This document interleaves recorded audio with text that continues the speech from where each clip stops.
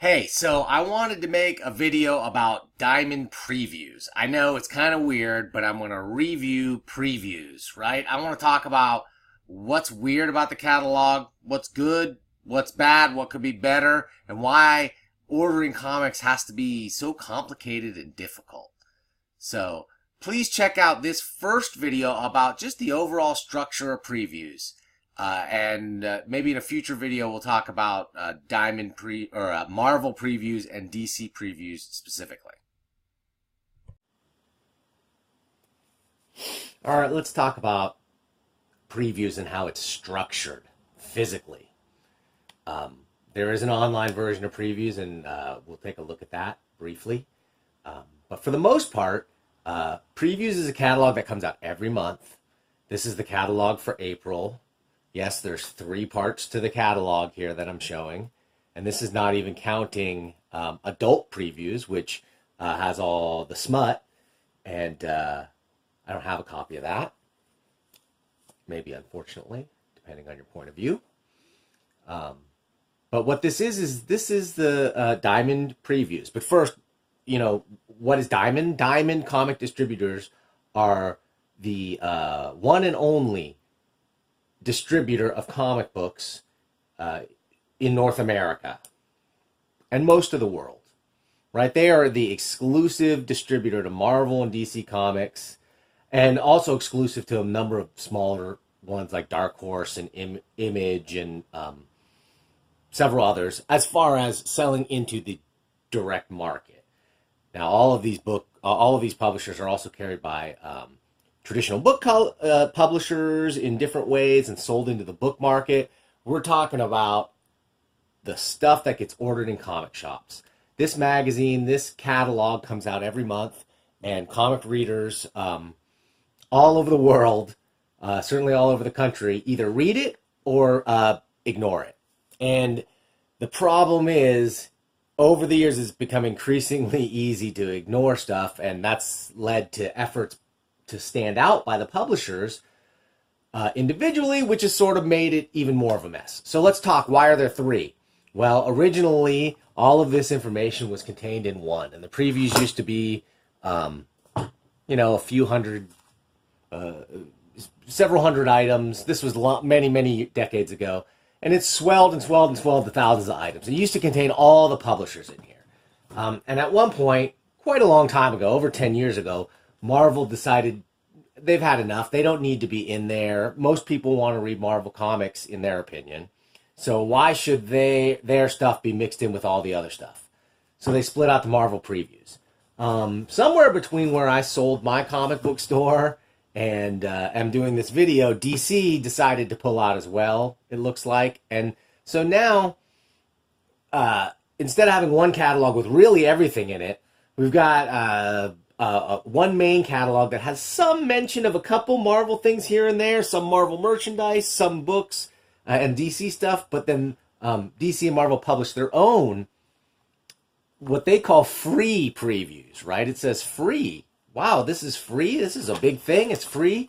Well, in reality, it's free with purchase of the main previews, which is $3.99. And yes, I turned this over because, yes, you saw that correctly. There's 2 covers to this previews. There's 2 covers to every previews. And in fact, some of them even fold out, so there's even more room for additional advertisements. Now, that's what these covers are, is advertisements, because the publishers purchase the rights to it's the premier advertising space in the catalog, right? And I mean, there's some things in previews that make you kind of think like it's a magazine. There's some editorial content and pseudo-review content that are really, it's hard to tell what's an ad and what's an actual, like, just recommendation. But so anyway, we'll talk about this in 3 parts. I'm going to start with the main previews catalog. I'm going to leave the Marvel and DC previews for another time. And let's talk about the main previews catalog. This thing is a monster. Like I said, it's got 2 covers, and as you can see, I've got a bunch of bookmarks here. We're going to go through it, and we're going to talk about various things. But I just want to start at the beginning and just show you, this is really, it is all ads. I mean, that's what it is, right? It's a chance for the publishers to preview the stuff that's coming out 3 months from now. If I didn't say it already, this is the April previews, and it says on the Marvel and the DC ones, April previews for books on sale in June. So for the most part, most of this stuff is supposed to come out in June. We've got the main cover to the comics section, right? And this is sort of the real beginning. And in fact, using previews is so complicated.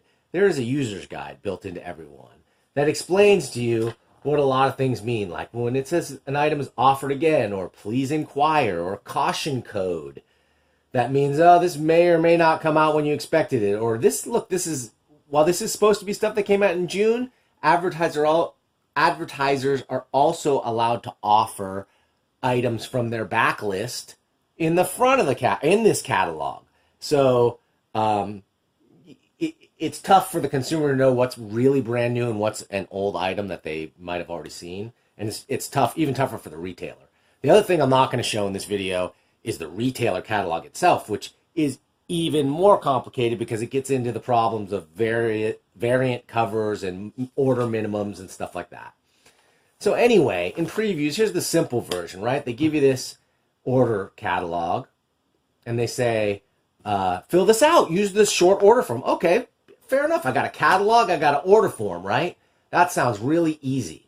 And we could put some store info, I could put my info, I could rip this out, I could give it to a store, boom, I can get stuff that I'm looking for in June. Here's the problem. They've got a column for the item number, and I didn't realize this when I was looking through it. They no longer list the item number in the catalog. Yeah, you heard that right. The actual item number that you need to order is not in the catalog. So you could put the name, I guess, and you could put, the page number in previews. And then the retailer can look it up and cross-index it and make sure it's right. And if it's not right, get back to you and cause a whole chain reaction of time and money down the toilet. And that stinks. So, they've got the instructions on previews, and then they've got this previews buzz, cat buzz. This is the stuff that's got buzz we're hearing about in other parts of the media. Is this paid for, or is it editorially generated content purely? I'm not sure. I'll give them the benefit of the doubt, though. Here's one that caught me right away, though. That was cool. I'm really glad this was here because it talks about Usagi Yojimbo has left Dark Horse and is going over to IDW. That's noteworthy. That's a legend of comics. Changing to a new publisher and going to full color. I think it's really exciting. So cool. This is neat. They're calling out stuff that's going to be in the catalog later, buried in the catalog. They're calling out some of the cooler stuff. So as a retailer, or as a consumer rather, looking through it, it's handy. And as a retailer, it's also, it's nice to get some tips. There's some sort of editorial content here, an interview with Max Allan Collins about the return of Ms. Tree, which everyone's clamoring for, right? Right?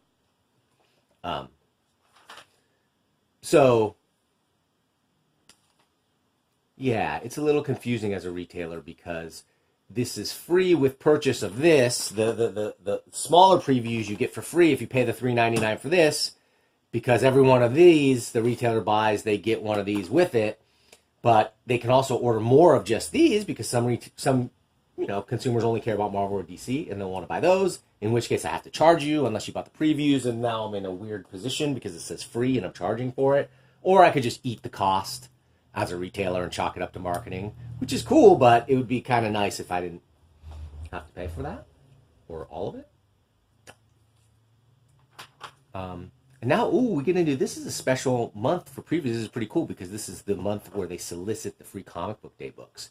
So I want to look at this and see, this is where you would see, these comics are going to be available on free comic book day. So I can go in and come out with a huge stack of free comics, right, and sample all this stuff. Well, maybe not. Let's quickly look through the free comic book day offerings. The deal is there's there's gold sponsors, right? And these are the main ones from the larger publishers that are going to get the most interest from people. You know, from Marvel, DC, Image, and then even some of the smaller ones that are gold. You know, Tokyo Pop is big, Valiant. Some of these other ones, Vault Comics, I'm not even familiar with, but, you know, they've bought their way into the gold tier by offering comics at a certain level, and retailers who opt into all of these get certain stuff. Now, it's important to know, these are not free to your comic book store. I repeat, these are not free. They're free to you, but the comic book store is paying money for them, as well as paying significant amounts of money to ship them. So when I had a store, I gave away thousands of these things every year, stamped with my store stamp on it to give out to hopefully bounce back. I think it's one of the, if not the greatest kind of marketing event ever created for comics, created by a friend of mine and retailing legend Joe Field of Flying Colors Comics in Concord. Who's well known in the industry anyway as the father and inventor of Free Comic Book Day, based it on Baskin Robbins Free Ice Cream Cone Day, because there was a Baskin Robbins next to his awesome store, and it gave him the idea. He had the savvy. He came from a sort of marketing and advertising background, and he started the whole thing. And I was fortunate enough to be around for the first Free Comic Book Day. I was a retailer, and I participated in every one since. It is no joke the most profitable sort of marketing event you can participate in as a comic book store. Anyway, we get past the gold sponsors, then we get into these sort of silver sponsors. And these are other publishers, smaller publishers usually, that offer these things that may be less interesting. I mean, there's some great stuff in here. This is if you want to do outreach to kids, you want to pull in books like Little Lulu, and some of this kids-oriented stuff. But to me, the number one criteria for me as a retailer of which Free Comic Book Day books I chose to stock, because I didn't get every single one necessarily. Some years I did, but as you'll see, there's so many now that we're talking about a lot of money being spent and spread out and spreading your marketing dollar across many things that may or may not bring you back money, right? So what I tried to do was concentrate on free comics that related to comics that I sold in the store. So I sold a lot of Little Lulu trade paperbacks in my store. So I definitely would have went super heavy on this Little Lulu from Drawn and Quarterly, and I would have had enough to give everyone one on Free Comic Book Day, and still had a stack of hundreds, maybe hundreds more to give out throughout the year to hook kids on Little Lulu, because there's dozens of volumes of Little Lulu graphic novels. So that's a marketing dollar well spent. As opposed to, I don't know, let's say Captain Canuck. I don't want to pick on anybody, but Captain Canuck, Equilibrium Shift #1. Who is the new Captain Canuck? Like, anybody remembers who the old Captain Canuck was? This is something that, to me, unless maybe you're in Canada or you have a huge following, you probably wouldn't order any of these. Maybe you'd order a few if they were special ordered or something from this previews, right? So I guess it's good that these are in previews so I could tell my retailer what I'm interested in getting for free. But if it doesn't lead to more sales for the retailer, that's a tough row to hoe. So I'm just going to keep going through here. You're going to see there's tons and tons and tons of stuff available, potentially available on Free Comic Book Day. And so don't take it for granted. Go, be grateful. Take one free comic if that's all they're offering. Maybe a couple more if they're offering more. Don't be that guy who needs every single Free Comic Book Day comic because you want to tick it off a box on your list and shove them in a box or something stupid. Just don't do that. And as a retailer, concentrate on the stuff you can sell, but don't overlook the gems in here too, because I'm seeing right here, Tick, Free Comic Book Day comic. There's tons of Tick graphic novels that I used to sell the heck out of because I'm a huge Tick fan and Ben Edlund fan, and I would stock that stuff, and it's available. So don't gloss over the bronze stuff. And as you can see, even Marvel has some stuff here in the bronze, or right, not in the gold section. So go through here, be judicious, but have a plan, have a marketing plan. Okay, now we get to Gem of the Month. And now this is one of those ones where I legitimately don't know the answer. Maybe somebody out there does. Gem of the Month is like a designation of Diamond it's a Diamond designation of this is a gem. This is a great thing that you should think about ordering. I honestly have no idea whether the retailers are paying for this honor or if it's just a something that the curators, if you will, at Diamond are bestowing on what they think is worthy. For the most part, it looks like pretty good stuff, but it also looks like stuff that's heavily advertised in the rest of the book. So there's that. Anyway, I'll give them the benefit of the doubt. It's good to have stuff called out. And now we get into the to the comics, right? This is now we've gone through 41 pages of about previews, what you're about to see, different stuff, and you can see the pages themselves. You can see past my bookmarks are like color coded into different sections a little bit here, and that becomes handy when you see the confusing mess that this is. So we'll go right to the first premier publisher, which is Image. Now, what is a premier publisher? There are several publishers that are exclusive to Diamond, so they get the designation of premier, so they get to go to the front of the catalog, and they get to totally design their spread of previews. So as you'll see here, Image has a sort of look and feel to their stuff. It's pretty cool. It's neat to look at. It's Image specific. And so they get total control over the layout. This is as opposed to the way previews used to be when it was, everybody kind of got like a postage stamp size box. And the complaint always was, how can we show, adequately preview what we've got in such a small space? So Diamond saw this as a revenue opportunity too, and like, sure, buy more space and buy catalog space and do whatever you want in here. And when it's done well, and I think it's reasonably done well here, it's pretty cool. It's nice to have some previews of the comics here. The layout on this stuff is nice. As I said, no order number, so there's no Diamond order code. I would expect to see a code that starts with JUN and then has a number. That's the order number that I could put in the catalog. That's not here. To me, that's a humongous lapse. That's probably the biggest sort of logistical, procedural lapse I can see here in previews is it doesn't have the order number of the items you want to order, so not great. But as we go through Image, we can see they lay out. They've got good stuff. They have nice, clean layout. It's easy enough to read. Some of the information there is useful. Some books, but the problem is Image. Look, I'm going through a lot. I mean, let's see what page we start on Image. Image starts on page 43. Okay, and so we're here on page 73, and we're just in the middle of it. These are the comics coming out, and there's also been graphic novel. This is a lot of comics. I mean, there's only 2 per page here, granted, but this is a lot of stuff coming out, all from different publishers. Or, sorry, same publisher, but completely different creative and essentially editorial teams, if they even have editorial teams. Here's Brian K. Vaughan, killer bestseller, right next to, Outer Darkness, by John Layman. I think he wrote Chew, but, Outpost Zero.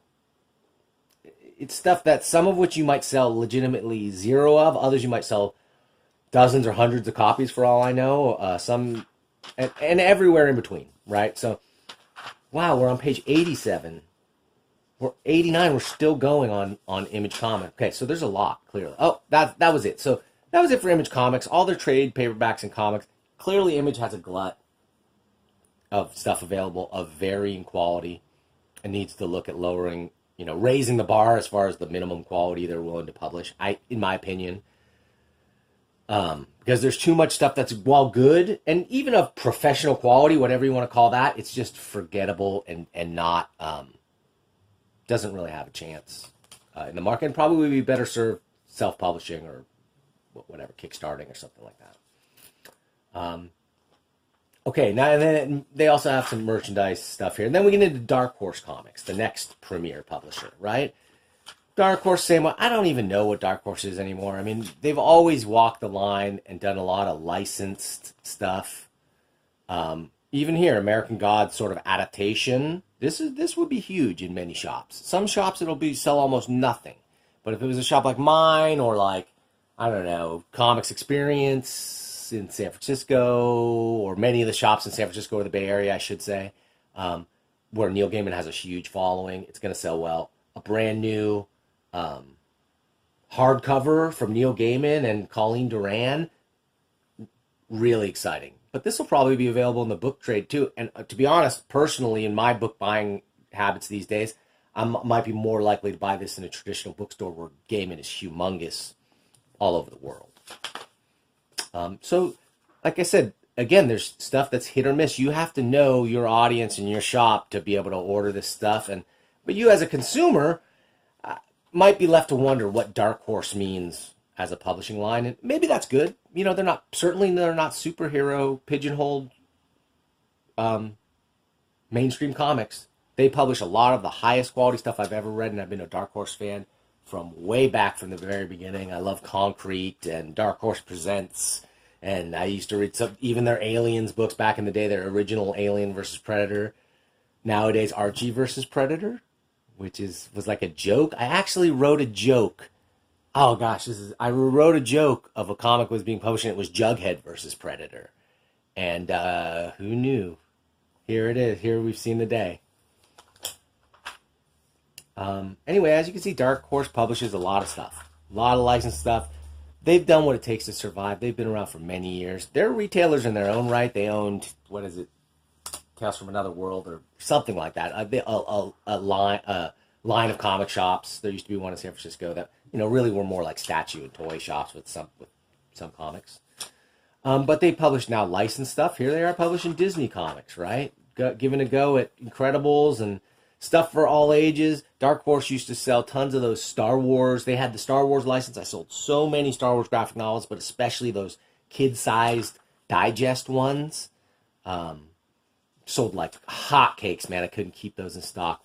Huge seller. Dark Horse is just a survivor.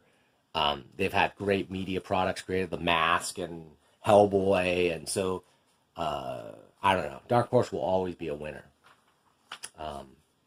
But not every one of their products is going to be right for every shop. So again, it's almost like a catalog within a catalog. Now here's DC. If you didn't get the DC previews, this is what you get. And this is almost how previews used to look. It used to just be sort of a list of the comic and the numbers, and you could just... This was like the retailer list. This was all they would have. Anyway, we'll look at DC previews in another section or maybe even another video. And now we get to IDW, who, as I said, was the most exciting thing I've seen in the preview so far, is that Usagi Yojimbo is moving to IDW, and it's going to be a full-color, presumably monthly comic. I don't know, maybe bi-monthly. This looks great. Coloring looks awesome. I'll read the heck out of that thing. I think I'm going to order it. Just to have another fun, ongoing, great, non-Big Two comic on my list. This looks like one that I can get behind and support forever, or as long as it's around. Now, IDW is another one of those companies. I think they're cut in the vein of Dark Horse, right? They're like, Dark Horse did it, we can do this sort of thing too, where a lot of licensed stuff. I see they've licensed Clue, Candlestick #2. This is stretching a little bit on the license side, but whatever. But what's amazing is IDW is already publishing Marvel comics. So all of the kids line stuff, all the stuff that's meant like all ages comics is being published by IDW, not Marvel. And that has to be a potential harbinger for the future of what could happen with the rest of Marvel's line if they're not careful in their editorial and marketing direction. That's all I'll say about that. IDW licensed stuff against Star Trek, tons of stuff from IDW. They've got the Star Wars license that I was talking about. This is it. This all ages Star Wars stuff is a license to print money. If you're not stocking this stuff in your comic book store, and you expect to have a young growing audience, you're in trouble. Okay, so IDW still, as you can see, man, we're talking lots of pages, lots of stuff, tons and tons of stuff. Again, a catalog within a catalog. They could have their own IDW previews because there's stuff as diverse as licensed Disney stuff and Star Wars to the latest book by James Kochalka, who was an indie darling in the 90s and does all ages stuff and is sort of walks that line of indie, all ages creator. Amazing.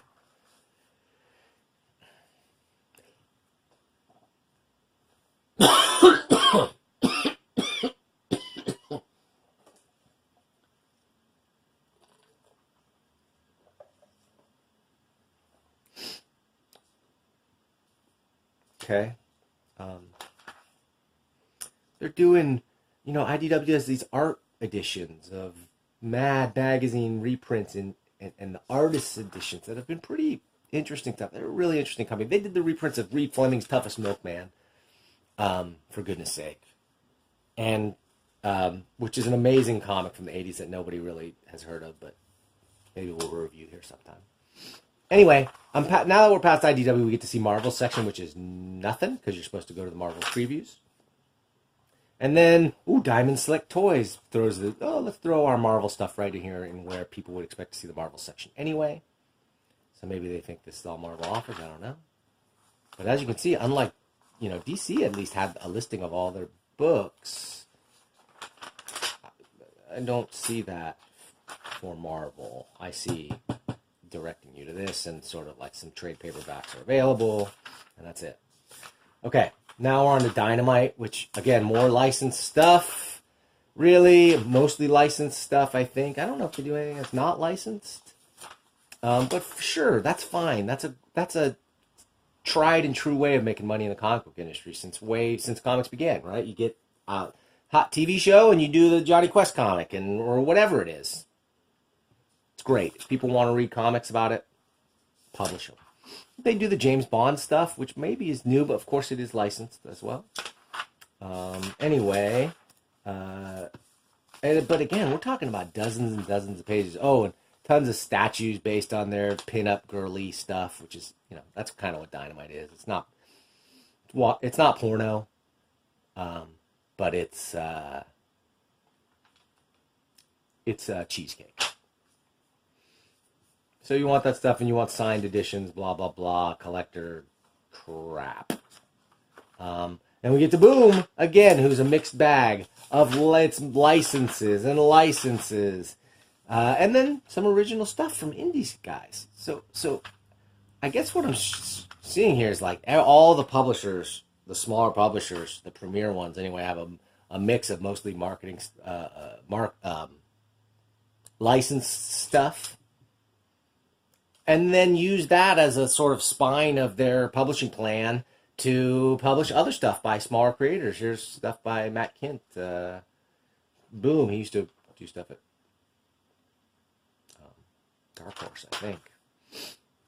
Dark Crystal. Okay, tons of licensed stuff. So that's the end of the premier publisher section. I think Boom is the last one.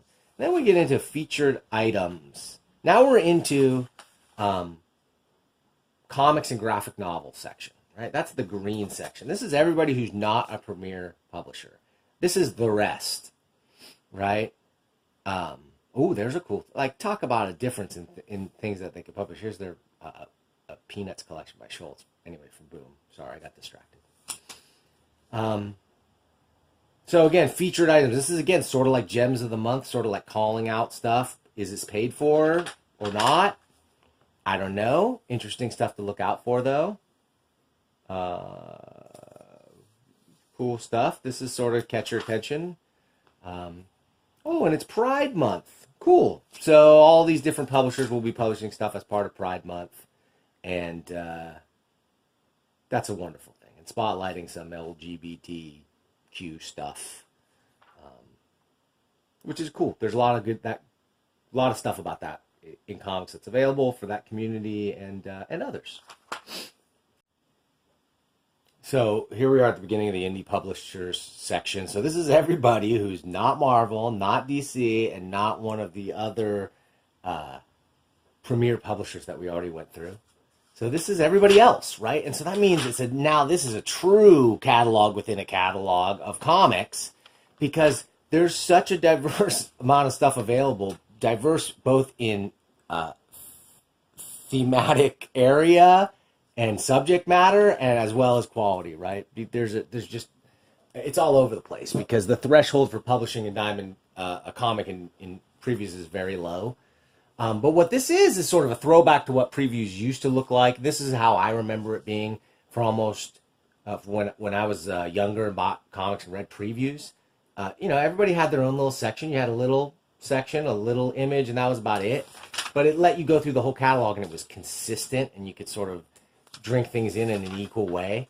Now that every publisher can do it their own way, because even in this section, if they buy the full page spreads, they can do whatever they want with the layout, right? So if you don't, then you get one of these postage size, you get one of these standard previews layouts. But if you do, again, you can make yourself a full-blown preview section. Here's Aftershock Comics with 10 pages in there, and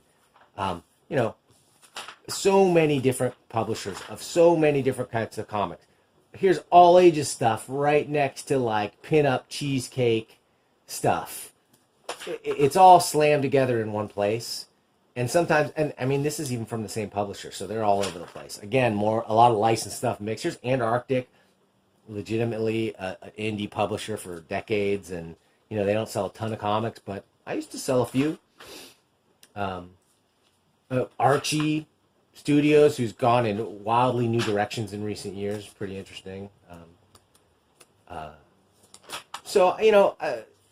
All kinds of different stuff in here. So as a consumer, it's tough to know. You got to look through everything. You got to look through some pretty gross splatter porn looking stuff if you wanted to get to your Soulfire or your Archie comics or your, this is not like this catalog is not something you want to sell a kid, really. It's not always just friendly because of stuff like this.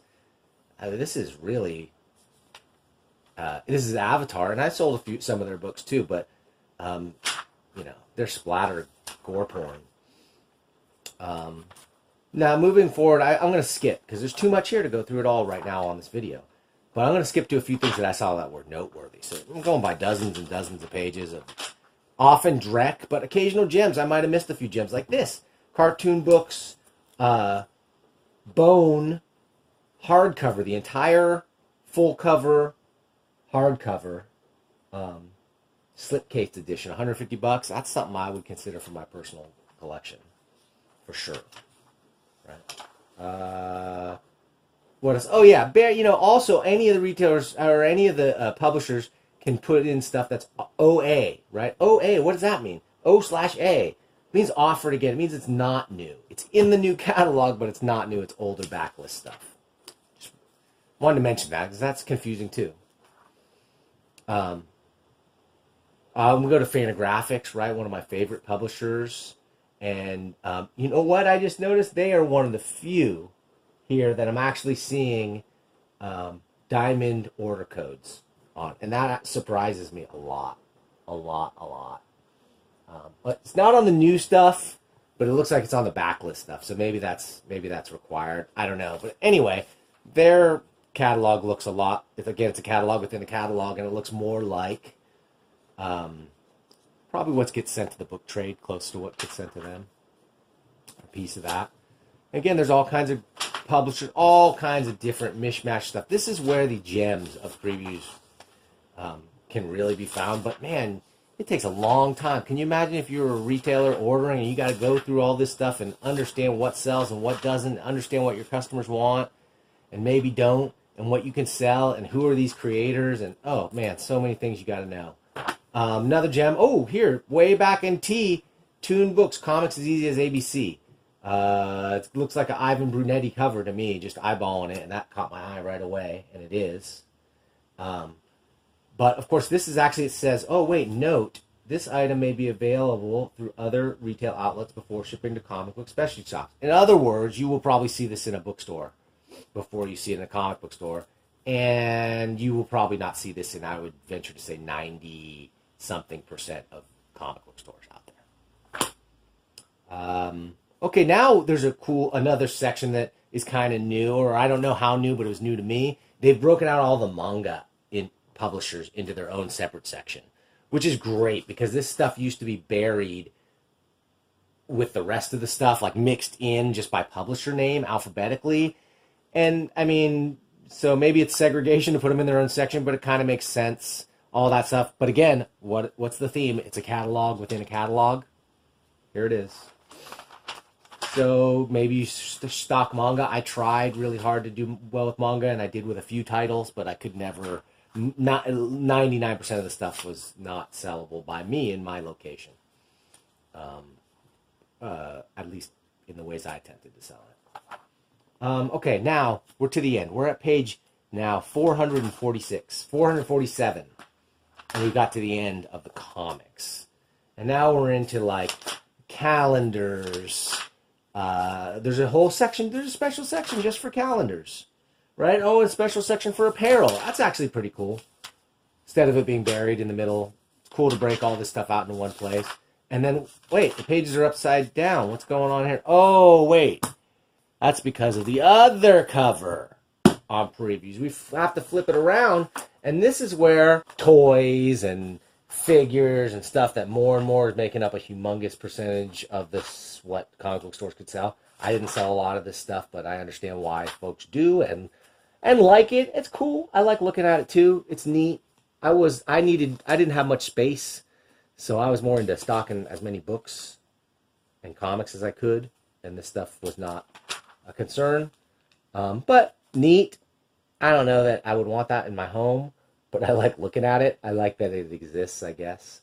So anyway, this is a whole other 100+ pages of stuff to look through that we're not going to because it's not comics. But like this is the experience. And remember, I have not even gone into the fact that we haven't looked at the Marvel or DC previews, which make up, no joke, Marvel probably makes up 40% of the sales of the market, and DC makes up another 30 to 40% maybe. So we're talking about 80% of my sales being here in comics, and the other maybe 20% maybe I have to wade through this monstrosity of a catalog. And now who's to blame? I don't know. Diamond does a great job offering a humongous array of products that otherwise might not be widely available.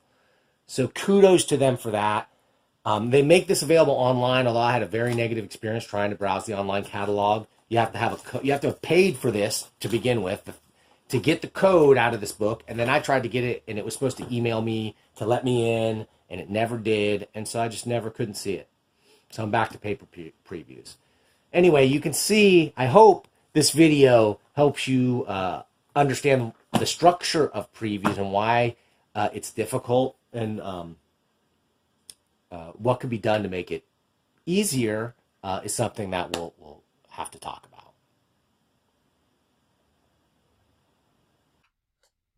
So that's previews. Thanks for checking out my review of previews. And if you liked this video, you might like some of my other videos that might be like floating here in outer space somewhere for you to click on. So click on one of them, check them out. And if you like them, don't forget to like, comment, and subscribe. And thanks for checking out this video.